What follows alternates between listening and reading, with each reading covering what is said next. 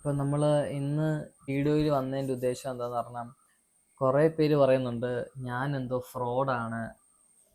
ഇപ്പൊ ഞാൻ ചുമ്മാ ജസ്റ്റ് കാണിക്കാം. കുറെ പേര് ഇന്നപോലെ കമന്റ് ചെയ്യുകയും അതുപോലെ ഫേസ്ബുക്കിൽ പോസ്റ്റ് ചെയ്യുക, അങ്ങനെ കുറെ കാര്യങ്ങളൊക്കെ ഉണ്ട്. നമ്മൾ ഒന്നാമത്തെ കാര്യം നമ്മൾ ഫേസ്ബുക്കില് അങ്ങനെ നമ്മളൊന്നും നോക്കാറില്ല, കമന്റ്സ് ഒന്നും വലുതായിട്ട് നോക്കാറില്ല. ഞാൻ എന്തെങ്കിലും അഥവാ എപ്പോഴെങ്കിലും ഒക്കെ ഒന്ന് കണ്ടു കഴിഞ്ഞാൽ ചിലപ്പോൾ ചില കമന്റ്സിന് റിപ്ലൈ കൊടുക്കാം. ചിലതൊക്കെ കാണാറുള്ളൂ. അങ്ങനെ നമുക്ക് പൊതുവെ ഫേസ്ബുക്ക് യൂസ് ചെയ്യാൻ ഫേസ്ബുക്ക് അറിയത്തില്ലായിരുന്നു. നമ്മൾ അങ്ങനെ അധികം അങ്ങനെ ചെക്ക് ചെയ്യാറോ അങ്ങനൊന്നും ഇല്ല.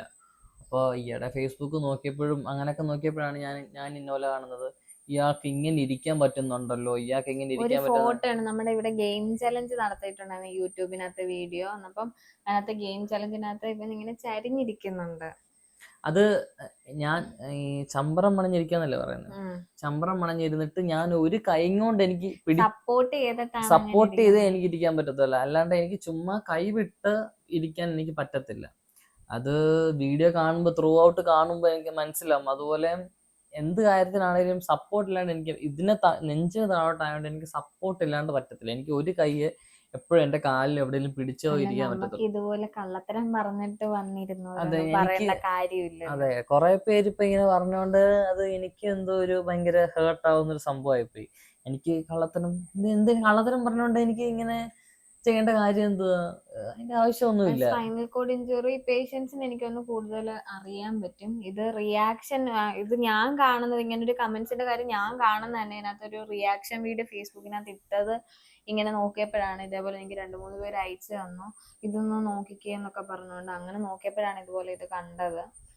അതുപോലെ തന്നെ ഇപ്പോ എൻ്റെ കൂടെ ഞാൻ വെല്ലൂർ CMCയിൽ എന്താ ട്രീറ്റ്മെന്റിന് ഇരിക്കുമ്പോൾ എൻ്റെ ഒരു സുഹൃത്തുണ്ടായിരുന്നു, അരുൺ എന്ന പേര്. അപ്പൊ അവൻ എൻ്റെ സെയിം ഇഞ്ചുറിയാ, D3 D4 ലെവൽ ഇഞ്ചുറിയാ അവന്. പക്ഷെ ഇപ്പൊ പയ്യെ നടക്കാൻ പറ്റുന്നുണ്ട്, അവന് നല്ല ഇമ്പ്രൂവ്മെന്റ് ഉണ്ട്. അപ്പൊ ഒരു ഇഞ്ചുറിയുടെ ലെവൽ അനുസരിച്ചും അങ്ങനെയൊക്കെ അതിന് ഇതേപോലെ ഫസ്റ്റ് തൊട്ടേ പെയിൻ ഒക്കെ അറിയാൻ പറ്റുന്നുണ്ട്. അവന് പെയിനൊക്കെ അറിയാം, എനിക്കൊന്നും അറിയുന്നില്ലായിരുന്നു. അപ്പൊ അങ്ങനെ കുറെ കാര്യങ്ങളുണ്ട്. അപ്പൊ എനിക്ക് കള്ളത്തരം പറയേണ്ട കാര്യമൊന്നുമില്ല. ഞാൻ ഇതിൻ്റെ അകത്ത് എൻ്റെ റിപ്പോർട്ടും എൻ്റെ MRIയും എൻ്റെ എക്സ്റേയും, എനിക്ക് പെൽവിക് ഫ്രാക്ചർ ഉണ്ടായിരുന്നു, എനിക്ക് സ്കാപ്പുല ഫ്രാക്ചർ ഉണ്ടായിരുന്നു. ഇപ്പൊ നമ്മള് പറയുന്നുണ്ട് കുറെ ബെറ്റർ ആയെന്ന് പറയുന്നുണ്ട്. ഇപ്പൊ ഇത്രത്തോളം ആയത് നമ്മൾ എല്ലാ കാര്യങ്ങളും പറഞ്ഞിട്ടുള്ളൂ. നമ്മൾ അങ്ങനെ കള്ളത്തരം പറയേണ്ട കാര്യമില്ല. എല്ലാരും പറയുന്നുണ്ട്. ഇപ്പൊ ഞാൻ പറയട്ടെ, നമ്മുടെ ഇത് മാറാനായിട്ട് പ്രാർത്ഥിക്കുന്ന കുറെ പേരുണ്ട്. അപ്പൊ അങ്ങനെ എന്തെങ്കിലും ഒരു ഇമ്പ്രൂവ്മെന്റ് വന്നു കഴിഞ്ഞാൽ നമ്മൾ അത് പറയാനേ നോക്കത്തുള്ളൂ. കാര്യം എന്തെങ്കിലുമൊക്കെ വന്നിട്ടുണ്ടെങ്കിൽ നമുക്കും അതല്ലേ സന്തോഷം. ഞങ്ങൾ ഇങ്ങനെ ജീവിക്കണമെന്ന് സ്വപ്നം കണ്ടവരല്ല. അതെ, ഇങ്ങനെ ജീവിക്കാൻ ആരും സ്വപ്നം കാണത്തുമില്ലല്ലോ. അത് നിങ്ങൾക്ക് ഊഹിച്ചൂടെ? പിന്നെ അതുകൊണ്ട് നമ്മളത് മറച്ചു വെച്ച് നിൽക്കേണ്ട കാര്യമില്ലല്ലോ. അപ്പം ആ ഒരു രീതിയിൽ എന്തെങ്കിലും ഒരു ഇമ്പ്രൂവ്മെന്റ് ഉണ്ടെങ്കിൽ നമ്മൾ ഫസ്റ്റ് പറയുന്നത് നിങ്ങളോടൊക്കെ ആയിരിക്കും. കാര്യം ഒത്തിരി പേര് ആഗ്രഹിക്കുന്നുണ്ട് എന്നിട്ട് നടക്കണമല്ലെന്നുണ്ടെങ്കിൽ നല്ലൊരു എല്ലാം മാറിയിട്ടുള്ള ഒരു കാര്യത്തിന് വേണ്ടി. നമുക്ക് ഇപ്പൊ അങ്ങനെ ഒരു ട്രീറ്റ്മെന്റ് കിട്ടണേ അല്ലെന്നുണ്ടെങ്കിൽ അങ്ങനെ ഒരെണ്ണം പുതുതായിട്ട് ഡെവലപ്പ് ചെയ്യണേ എന്നുള്ളൊരു പ്രാർത്ഥനയാണ് നമ്മൾ ഓരോ ദിവസം എണ്ണിക്കുന്നത് തന്നെ. കമന്റ്സിന്റെ വേണമെന്നുണ്ടെങ്കിൽ ചെറുതായിട്ട് ഞാൻ എന്തൊക്കെയാണ് അത് കാണിക്കണം. ഞാൻ ജസ്റ്റ് അത് സ്ക്രീൻഷോട്ട് സ്ക്രീനിൽ കാണിക്കാം, അല്ലാണ്ട് കാണിക്കാം. അല്ല, കമന്റ്സ് എന്തൊക്കെയാണ് ഒന്ന് വായിച്ചേക്കാം. ഇയാൾക്ക് ഇങ്ങനെ ഇരിക്കാൻ പറ്റുമോ? അതിന്റെ ഉള്ള മറുപടിയാണല്ലോ പറഞ്ഞത്. ഇങ്ങനെ ഇരിക്കാൻ പറ്റുമോ? നമ്മൾ ചമ്രം പൂട്ടിയിരുന്നാണ് ചില നേരത്ത് ഭക്ഷണം കഴിക്കുന്നത്. അപ്പൊ ആഹാരം പ്ലേറ്റ് എടുത്ത് ഒന്നെങ്കിൽ വീൽ ചെയറിലാണ് ഞാൻ മടി വെച്ചിട്ട് ഞാൻ കഴിക്കും. അഥവാ കട്ടില് വല്ലതും ചമ്രം പണഞ്ഞിരിക്കുകയാണെങ്കിൽ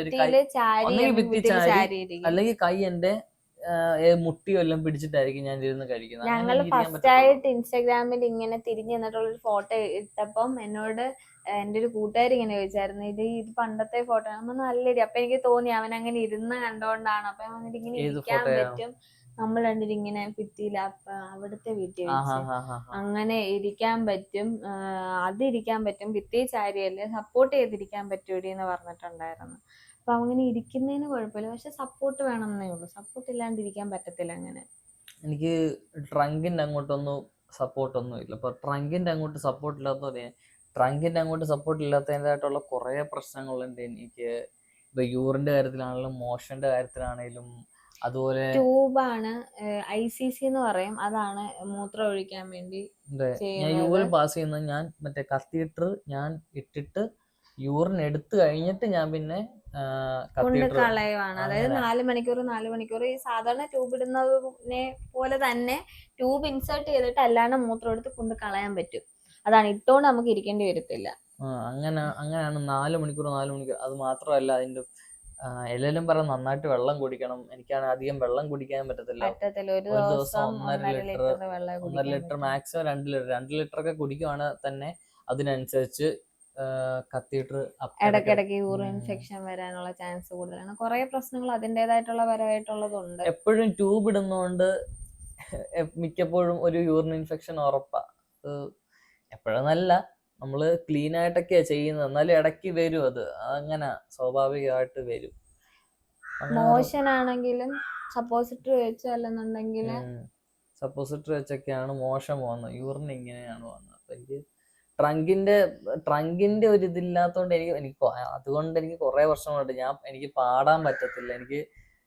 എനിക്കിപ്പോ ശ്വാസം എടുത്തോ ശ്വാസം വിട്ടോ അങ്ങനത്തെ രീതി എനിക്ക് പണ്ടത്തെ രീതിയിലുള്ള അത്രയും പാടാൻ പറ്റത്തില്ല. അത് ഫസ്റ്റ് ഒക്കെ ഭയങ്കര സങ്കടമായിരുന്നു. എനിക്ക് പാടാൻ പറ്റുന്നില്ലടാ, ശരിക്കും പാടാൻ പറ്റുന്നില്ല. ഇപ്പൊ കുറച്ച് അവൻ ശ്രമിക്കുന്നു, എന്നിട്ടും ഇങ്ങനെ കിട്ടത്തില്ല. ചിലവங்க അപ്പൊ എന്നോട് പറയണം പാടാൻ പറ്റത്തില്ല. ഭയങ്കര പാടാ. അത് ചിലപ്പോ നിങ്ങൾ നിങ്ങളുടെ വയറ് വീർപ്പിക്കാനും ചൊട്ടിക്കാനും ഒന്നും നോക്കുമ്പോൾ മനസ്സിലാണ്. പക്ഷെ എനിക്കത് പറ്റത്തില്ല. വയറ് വീർപ്പിക്കാനും ചൊട്ടിക്കാനും എനിക്ക് പറ്റത്തില്ല. അപ്പൊ അതിൻ്റെതായിട്ടുള്ള ബുദ്ധിമുട്ടുണ്ട്. അപ്പൊ ഫ്രോഡാന്ന് പറയുന്നവരോട് എനിക്ക് അടുത്തത് ഇതാണ് ഇയാൾ സ്പൈനൽ കോഡ് ഇഞ്ചുറി വന്ന് നടക്കാൻ പറ്റാതായ ആളല്ലേ, ഇപ്പോൾ എല്ലാം മാറിയോന്ന്. ഇതുവരെ മാറിയിട്ടില്ല. മാറുന്നുണ്ടെങ്കിൽ നമ്മൾ അപ്പൊ തന്നെ പറയും ഗൈസ് കേട്ടോ. അപ്പൊ തന്നെ നമ്മൾ പറയും. ഇങ്ങനെ ഓരോ ഇഞ്ചുറിയുടെ ലെവൽ അനുസരിച്ചിട്ടാണ്. മറ്റേ ഇൻസ്റ്റാഗ്രാമിൽ തന്നെ വേറൊരു ചേട്ടനുണ്ട് ഇങ്ങനെ രണ്ടുപേരും, അതായത് ഒരു പാർട്ട്നേഴ്സ് തന്നെ കല്യാണം കഴിഞ്ഞിട്ടുള്ള ഒരു ചേട്ടൻ. ഞാൻ ഇൻസ്റ്റാഗ്രാമിൽ നമ്മളിങ്ങനെ കാണിച്ചു കൊടുത്തിട്ടുണ്ട്. ആ ചേട്ടനാണെന്നുണ്ട് ഇപ്പൊ ഇങ്ങനെ മറ്റേ കാലിപ്പർ ഒക്കെ ഇട്ട് നടക്കാനൊക്കെ തുടങ്ങിയിട്ടുണ്ട്. അപ്പൊ അത് ഓരോ സ്റ്റേജും അല്ലെന്നുണ്ടെങ്കിൽ ഓരോ ലെവൽ ഇഞ്ചുറി ഒക്കെ ഉണ്ട്. അത് വെച്ചിട്ടൊക്കെയാണ് ഇപ്പൊ കുറെ പേര് എന്റെ കാലി കിടന്ന് ചിലപ്പോ അനക്കുന്നൊക്കെ ചിലപ്പോ വീഡിയോക്കകത്തൊക്കെ കാണാം. അത് സ്പാസം എന്ന് പറയും. സ്പാസംസ് എന്നൊക്കെ ഇങ്ങനെയൊക്കെ പറയും. അത് ഈ നെർവിന് സിഗ്നൽ കിട്ടാതെ, അതുപോലെ നമുക്ക് എന്തെങ്കിലും ഇറിറ്റേഷൻ ഫീൽ ചെയ്യുമ്പോ കാലെടുത്ത് വിറയ്ക്കുകയും കാലെടുത്ത് അടിക്കുകയും, തന്നെത്താനെ കാല് വിറയ്ക്കും, കാലെടുത്ത് അടിക്കും.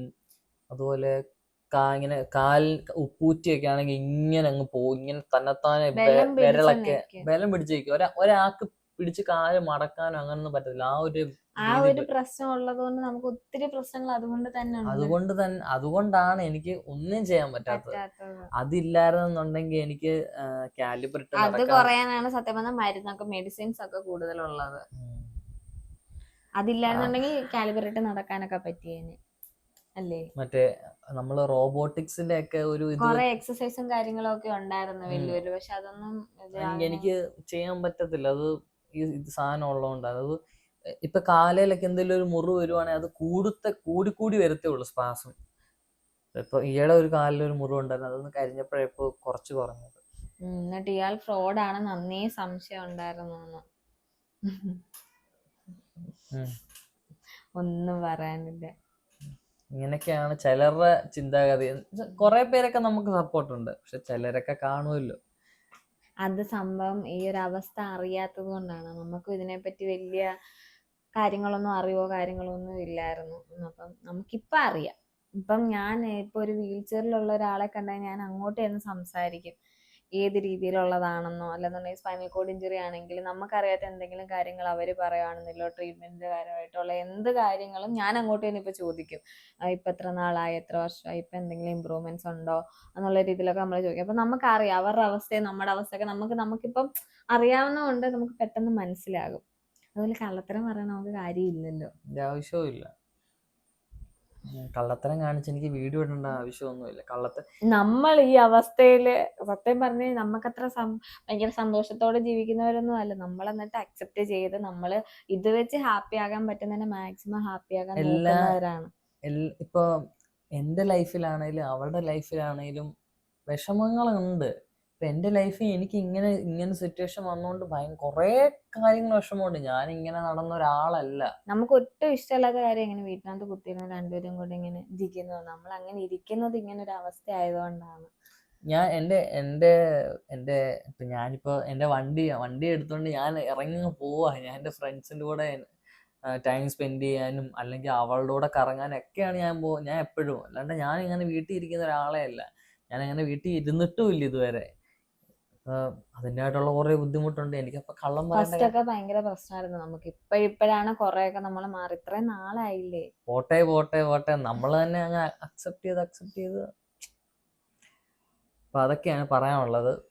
ഞാൻ ഫ്രോഡൊന്നുമല്ല, എനിക്ക് കള്ളത്തരം പറയേണ്ട കാര്യവുമില്ല. അത്രയൊക്കെ ഉള്ളൂ. ഇത് പറയാനായിട്ടാണ് നമ്മൾ ഈ വീഡിയോ എടുത്തത്. ശരി, ടാറ്റാ.